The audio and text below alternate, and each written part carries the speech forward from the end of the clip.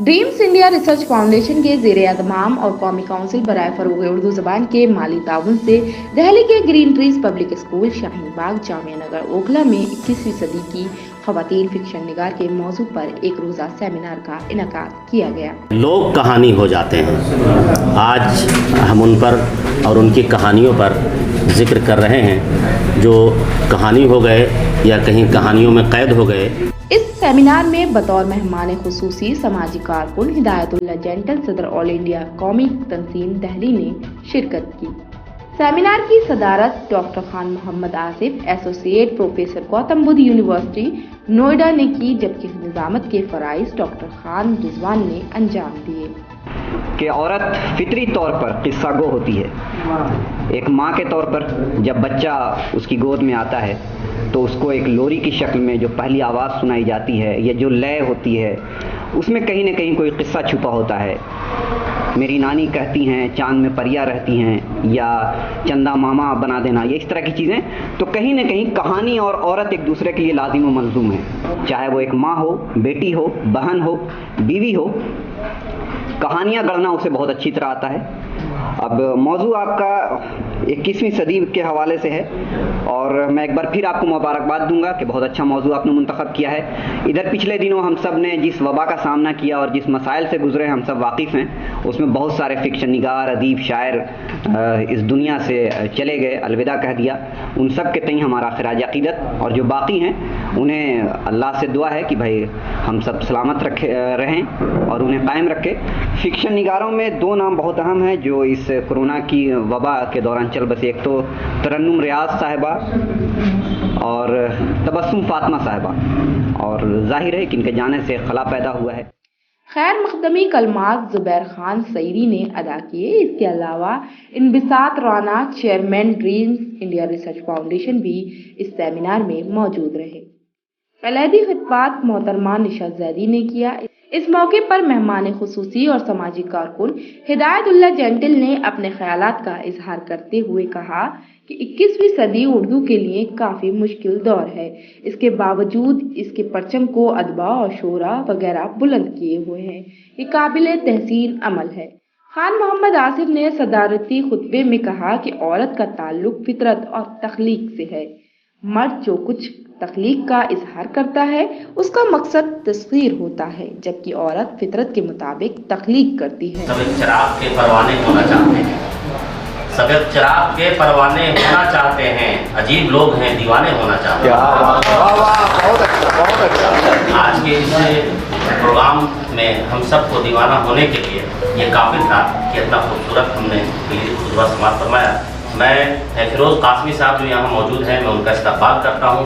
मरकज़ी पब्लिकेशन चलाते हैं, बहुत खूबसूरत किताबें छापते हैं। अब हमारे कोहना मश्क शायर, उस्ताद शायर जनाब राशिद जमाल फारूकी साहब यहाँ तशरीफ़ फरमा है, मैं उनका भी इस्तक़बाल करता हूँ।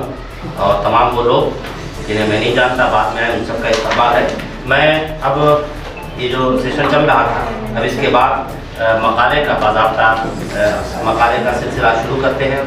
डॉक्टर सऊद आलम ने 21वीं सदी की ख़वातीन फिक्शन निगार एक जायजे के मौजू पर अपने मकाले में कहा कि ख़वातीन तख्लीक कार अपने जज्बात की तर्जुमानी फिक्शन के ज़रिए बेहतरीन तरीके से कर सकती हैं। साजिदा खातून ने 21वीं सदी की ख़वातीन नावल निगार एक जायजे के उन्वान से अपने मकाले में कहा कि उर्दू गुलशन निगारी की दुनिया में नावल को अहम मकाम हासिल है। उन्होंने कहा कि ख़वातीन की नावल निगारी की इब्तिदा 19वीं सदी की आखिरी दहाई में हुई। वो तीन मौजू हैं, उर्दू, ख़वातीन और फिक्शन। उर्दू के आप सब एक्सपर्ट यहाँ बैठे हैं, माहिरीन बैठे हैं। उर्दू के ऊपर मैं बात करूँ तो इस मानिंद होगा जैसे मैं सूरज को दिया दिखा रहा हूँ। उर्दू के बारे में मैं उतना ही जानता हूँ जितना मेरे वालिद साहब ने छड़ी लेकर पीट के मुझे पढ़ाया, उसके बारे में भी बताऊँगा। बतौर एक सियासी शख्स होने के नाते, बतौर एक मुस्लिम कम्युनिटी से आने के नाते, हालांकि फिर मैं कहना चाहूँगा कि उर्दू सिर्फ मुसलमानों की ज़ुबान नहीं है, ये ऐसा गलत पेश किया जाता है, उसके पीछे बहुत बड़ी सियासी साजिश है। 1 मिनट उस पर बात रखूँगा। उर्दू, ख़वातीन और फिक्शन के ऊपर इस पूरे प्रोग्राम को रखा गया, इसी के इर्द गिर्द सारी बातें घूमती रहीं। मैं उन्हीं 2-3 टॉपिक के ऊपर अपनी 1-2 मिनट की बात रख के आप तक अपना मैसेज पहुंचाने की कोशिश करूंगा। अहम मौजूद है कि बिहार में जिस तरह से उर्दू की अनदेखी हो रही है, उसके ऊपर, चूंकि मेरा ताल्लुक बिहार से है, बिहार में सियासत करता हूँ, उसके ऊपर इन्होंने बात की थी, आए थे, इन्होंने इंटरव्यू लिया तो मैंने बताया इनको कि उर्दू की अनदेखी जो आज हो रही है इस मुल्क के अंदर, वो प्योरली पूरी तरह से एक सियासी मुद्दा है और इसको सियासत से अलग रख करके हम नहीं देख सकते। इस अनदेखी से उर्दू को खींच के निकालने का एक तरीका है कि हमें सियासी तौर पे मजबूत होना पड़ेगा। ये सियासी साजिश हो रही है इस मुल्क के अंदर, जहां पे ये कोशिश की जा रही है, ये ज़ाहिरी तौर पे दिखाया जा रहा है कि उर्दू सिर्फ मुसलमानों की बोली है, उर्दू सिर्फ मुसलमान बोलते हैं, और उसके बाद उर्दू को दबा करके ये एक मैसेज देने की कोशिश की जाती है कि देखो हम मुसलमानों के साथ अन्याय कर रहे हैं। जो आज एक ट्रेंड चल रहा है इस मुल्क के अंदर, जिस तरह की सियासत इस मुल्क में चल रही है, मैं उन लोगों को इस मंच से बता देना चाहता हूं कि शायद उन्हें ये नहीं मालूम कि उर्दू से ज़्यादा भारतीय कोई भाषा ही नहीं है। उर्दू का जन्म, उर्दू की पैदाइश, उर्दू की इब्तिदा इसी भारत से हुई। ज़रूरत पड़ी कि एक ऐसी लैंग्वेज बनाई जाए, एक ऐसी भाषा बने जिससे बाहर से जो लोग आए थे हुकूमत करने और यहाँ की लोकल आवाम में बातचीत हो सके, तब उर्दू फिर उस वक्त एग्जिस्टेंस में आई। और इस चीज़ को लोगों तक पहुंचाना होगा, लोगों को बताना होगा कि उर्दू का बैकग्राउंड क्या है, उर्दू किस तरह से तख्लीक में आई, किस तरह से परवान चढ़ी। ये एक बहुत बड़ी सियासी मुहिम है और जिसको सियासी तौर पे लड़ने के साथ साथ समाजी तौर पे भी लड़ना होगा। समाजी तौर पे लड़ने की बहुत अच्छी कोशिश आज की गई है। गजाला फातिमा ने तरन्नुम रियाज की तानीसी फ़िक्र के उन्वान से कहा कि तरन्नुम रियाज किसी मकतबा फ़िक्र से वाबस्ता नहीं। रिसर्च स्कॉलर अब्दुल बारी नौशाद मंजर ने 21वीं सदी में ख़वातीन उर्दू अफसाना निगार हिंदुस्तान के तनाज़र में डॉक्टर मुसरत ने गजाला कमर एजाज अफसानवी फ़न आसिया खान ने 21वीं सदी की ख़वातीन फिक्शन निगार के मौजू पर अपने अपने मकालात पेश किए। इसके अलावा प्रोफेसर अब्दुल बारी कासमी, डॉक्टर सरफराज जावेद, डॉक्टर इम्तियाज़ ने भी मकालात पेश किया। आखिर में इजहार तशक्कुर सलामुद्दीन खान ने पेश किया। बात हो रही थी फिक्शन की और ख्वातीन की। मैं ये समझता हूँ कि कमोबेश हमारे समाज में, हमारे मुल्क में आधी आबादी औरतों की है, आधी आबादी औरतों की है, आधी क्रिएटिविटी औरतों के पास है। अगर हम क्रिएटिविटी को नेशनल ट्रेजर मानते हैं, नेशनल कैपिटल मानते हैं, नेशनल पूंजी मानते हैं, राष्ट्रीय पूंजी मानते हैं, तो आधी पूंजी जो क्रिएटिविटी की वो ख्वातीनों के पास है। फिक्शन की बात करें तो फिक्शन का दायरा इतना ज़्यादा है क्रिएटिविटी का, क्योंकि उसका रियलिटी से तो वास्ता होता नहीं है फिक्शन का।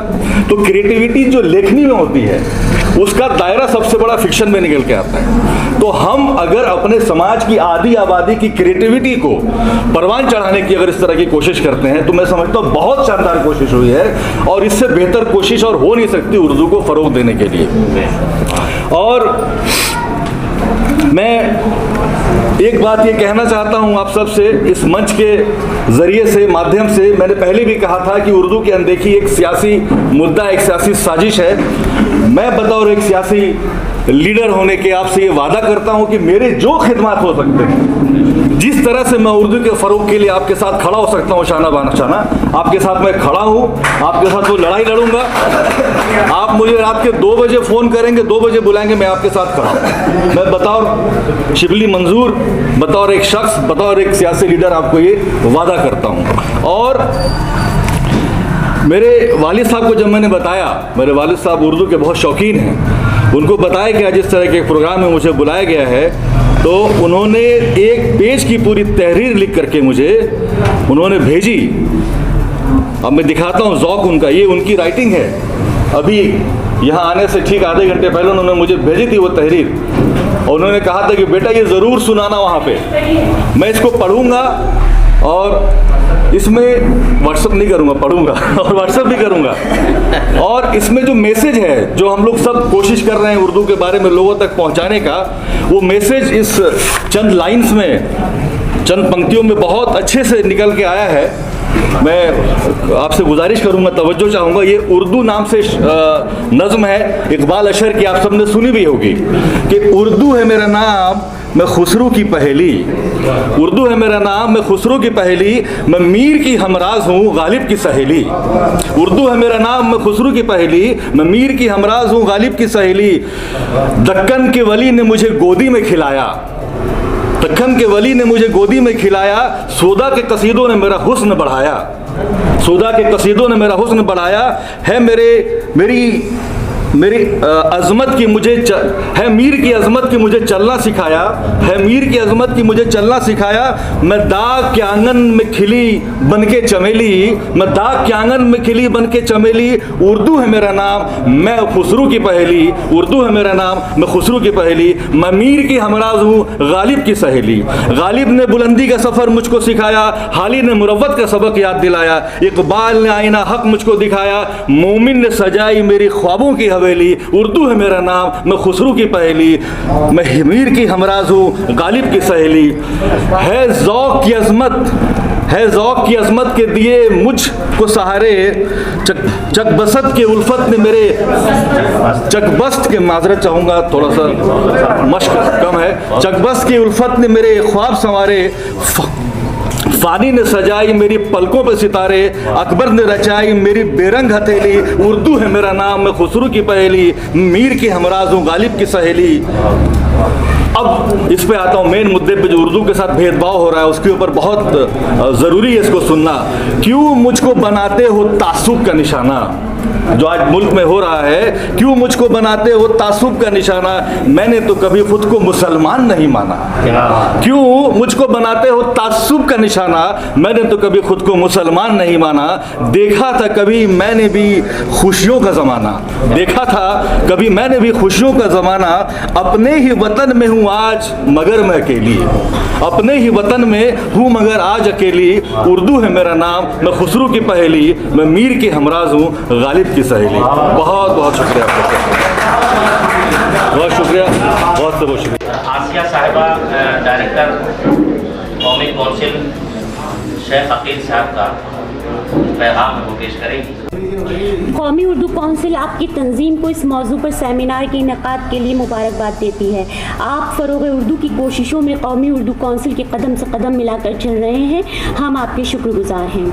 कौमी उर्दू कौंसिल बराए फ़रोग़ उर्दू ज़बान न सिर्फ ये कि बरसग़ीर का एक बड़ा इदारा है, बल्कि पूरी दुनिया में एतबार व वक़ार की निगाह से देखा जाता है। वज़ारत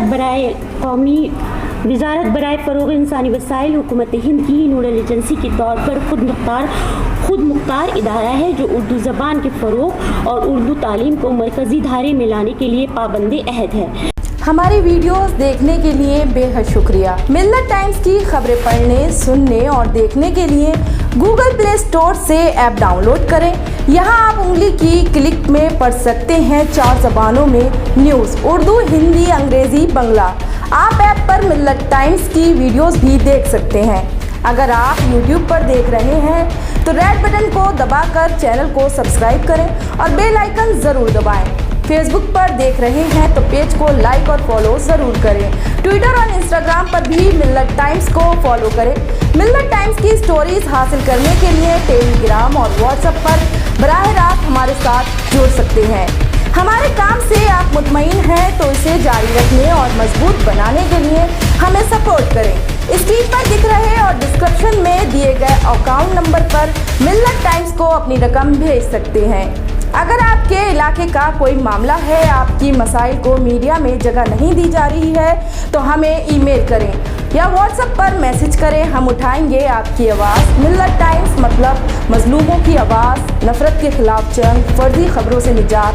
www.millattimes.com